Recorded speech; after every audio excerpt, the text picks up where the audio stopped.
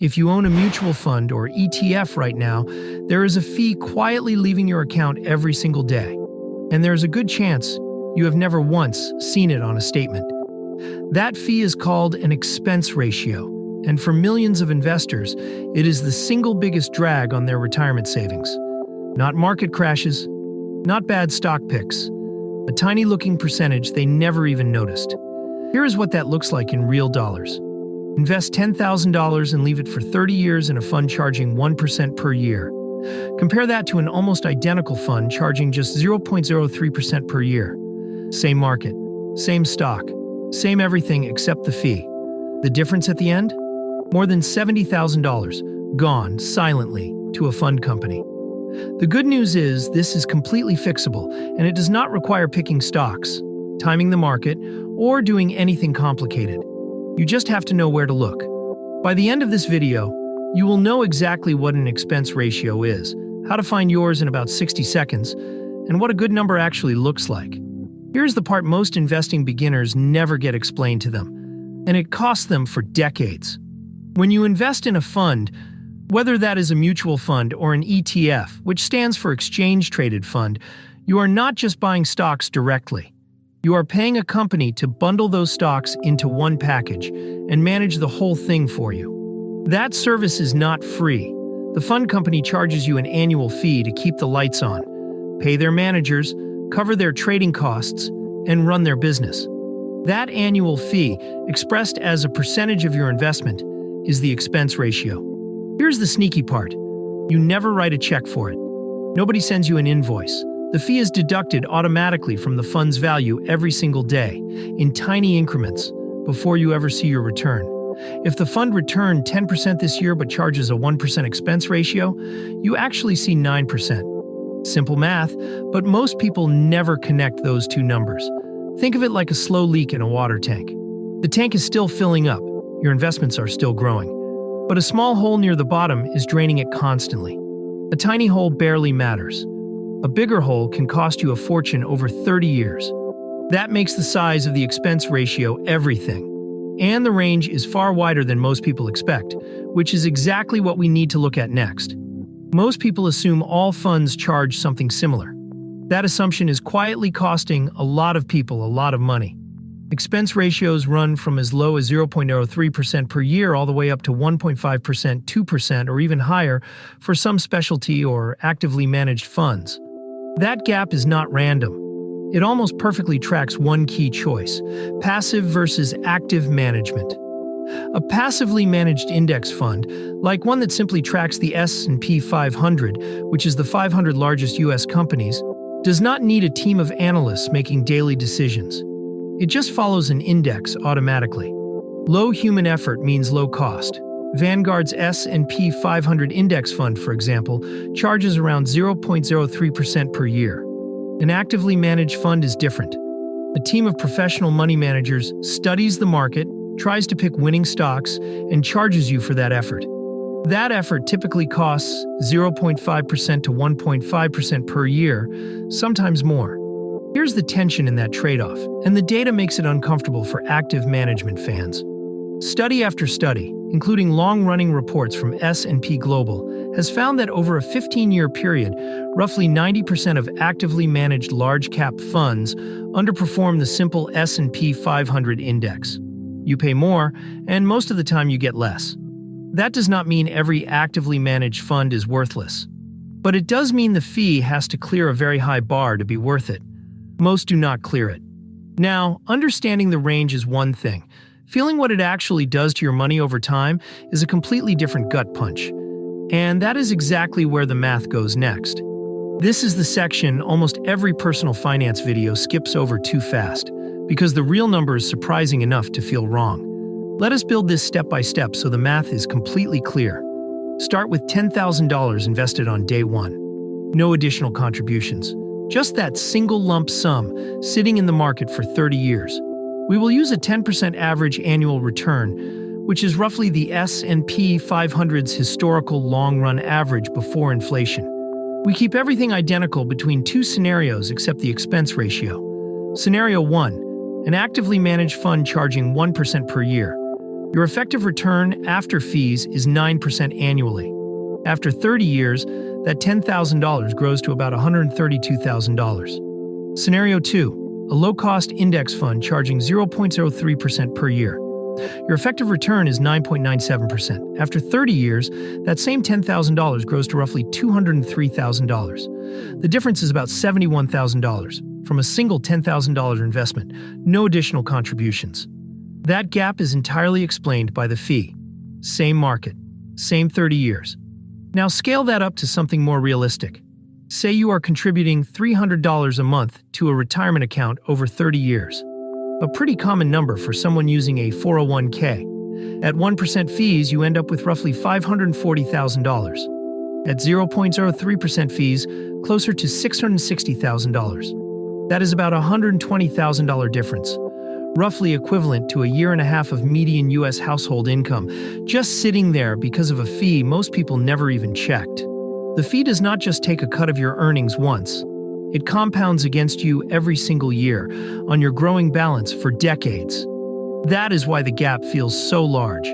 That is the version where fees work against you. But what about when you are actually choosing funds and trying to avoid this? What does a good expense ratio look like, and where do you find it? Now that the math has landed, here's the practical target to aim for. For broad U.S. stock index funds, the kind that track the S&P 500 or the total stock market, a good expense ratio is anywhere below 0.10% per year. The best ones from major providers like Fidelity, Vanguard, and Schwab cluster around 0.03% to 0.05%. Fidelity even offers a handful of index funds with zero expense ratio. Not a typo, literally 0%. For bond index funds and international stock index funds, the fees are slightly higher, but should still generally stay under 0.15% for quality options at major brokerages. A fee worth pausing on is anything above 0.50%. That is not necessarily a deal breaker. Some specialty funds or target date retirement funds charge slightly more and provide real value through automatic rebalancing.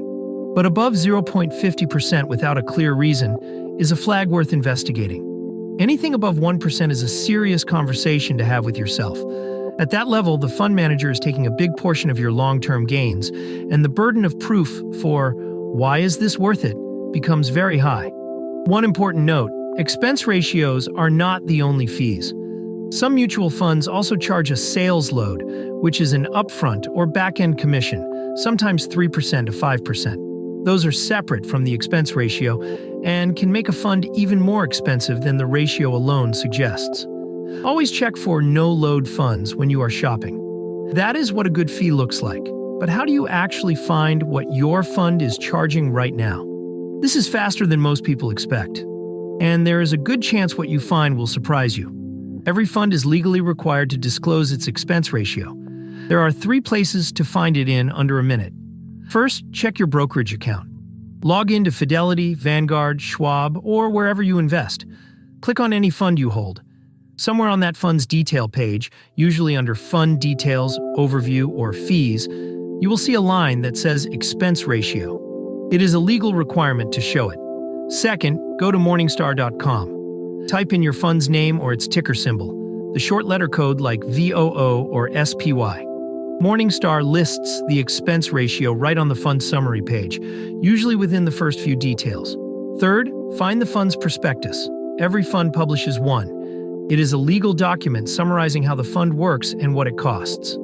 Search your fund name plus the word prospectus and look for the fee table near the front. This is the most authoritative source if you ever see a conflicting number. Spend 5 minutes doing this for every fund you own. Write the numbers down. If anything is above 0.50%, you now have the context to ask whether that fee is genuinely earning its place. Knowing your current fees is step 1. The real question is what to do if they are too high. And that answer is simpler than you might think. Here's where most people freeze. They find a high-fee fund, decide they want to switch, and then do nothing because they are scared of doing it wrong. Let us clear that up. If the high-fee fund is inside a tax-advantaged account, a 401k, a Roth IRA, or a traditional IRA, you can typically sell that fund and buy a lower-cost one with no immediate tax consequences. The money stays inside the tax shelter. You are just swapping one fund for another. This is the easiest scenario. and it is also the most common one. If the fund is in a regular taxable brokerage account, selling does trigger a potential capital gains tax, meaning if the fund has grown in value, you may owe taxes on that gain in the year you sell. That does not mean you should never switch. It means you should factor the tax cost into your decision and possibly consult a tax professional before acting. Sometimes it still makes sense. Sometimes it makes more sense to stop adding money to the expensive fund and redirect new contributions to the cheaper one while leaving the old position alone. Inside a 401k specifically, your fund options are limited to what your employer offers. If every option has high fees, you still have a move. First, contribute at least enough to get your full employer match. That match is free money and almost always outweighs the fee drag. Then look for the lowest cost index fund in your plan's menu, even if it is not perfect, and use that. If your 401k options are genuinely terrible, fees above 1% across the board, you can flag it to your HR department. Employers have a legal fiduciary duty to offer reasonable fund options, and that conversation has real teeth. Let us bring this all together, because you now know something most investors go their whole careers without understanding clearly. What is an expense ratio? It is the annual fee a fund charges you, deducted daily from your investment, expressed as a percentage. You never see a bill. It just quietly reduces your return year after year. The range runs from 0.03% at the low end, index funds from Vanguard, Fidelity, Schwab, to well over 1% for many actively managed funds. And because fees compound against you, just like gains compound for you, that 1% difference turns into tens of thousands of dollars over a 30-year investing horizon. Not in some hypothetical, in real money you would otherwise keep. The action steps are simple. First, look up the expense ratio on every fund you own today. It takes 5 minutes and costs nothing. Second, target anything under 0.10% for broad index funds. Third, if you find a high-fee fund in a tax-advantaged account, switching is usually straightforward and tax-free inside that account. Fourth, inside a 401k, always capture the full employer match first, then choose the lowest cost fund on the menu. Now that you understand expense ratios, here's the next thing that quietly eats away at the exact same investment accounts. The difference between a Roth IRA and a traditional IRA, and choosing the wrong one for your tax situation, can cost you just as much as a high expense ratio over time. That one is worth watching next. If this video helped you see your investments in a new way, subscribe to Plain Money so you never miss one of these, and leave a comment below telling me the expense ratio you just found on your own fund. Good numbers and bad ones both welcome. That is how we all learn.